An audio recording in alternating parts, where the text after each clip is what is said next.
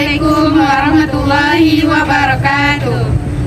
Kami dari kelompok Entah Berantah yang beranggotakan 3 orang. Yang pertama Fitri, yang kedua Siska Rusdalia, yang ketiga Hayati Lestari. Video ini dibuat bertujuan untuk memenuhi salah satu tugas ujian akhir semester retorika sejarah mengenai mental illness. Nah, dari judul yang kami sampaikan di awal tadi, teman-teman pasti udah tahu kan apa yang akan kami bahas di sini, yaitu tentang mental illness. Mental illness itu adalah kondisi yang mempengaruhi suasana hati, pikiran, dan perilaku seseorang. Di Indonesia banyak kita temui kasus-kasus mengenai mental illness pada remaja-remaja di Indonesia. Seperti depresi. Apa sih depresi itu? Depresi adalah sebuah gangguan mengenai suasana hati individunya yang menyebabkan ia merasa sedih berkepanjangan, dan itu berlangsung berminggu-minggu hingga berbulan-bulan.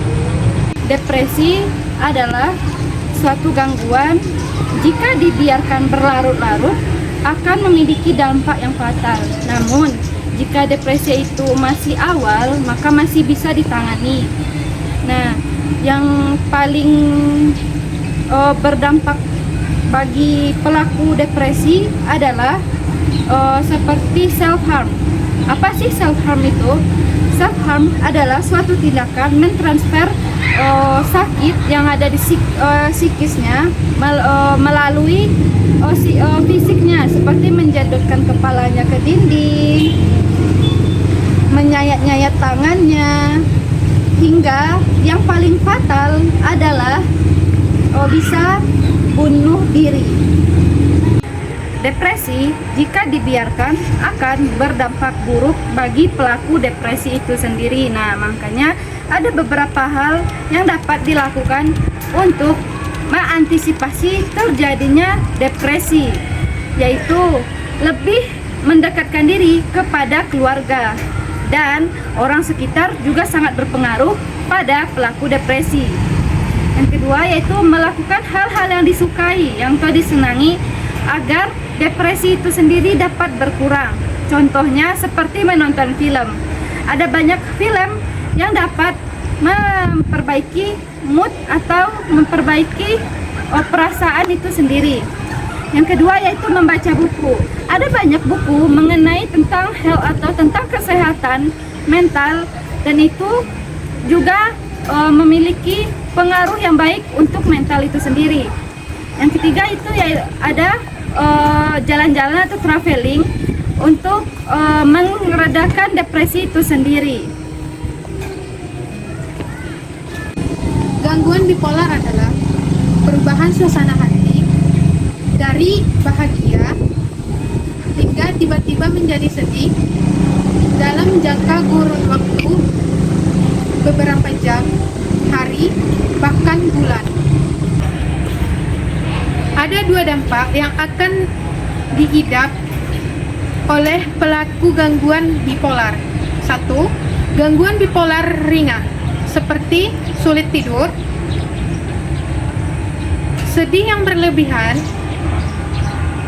kemudian perasaan yang bersalah berlebihan. Yang kedua, bipolar berat, yaitu melakukan bunuh diri,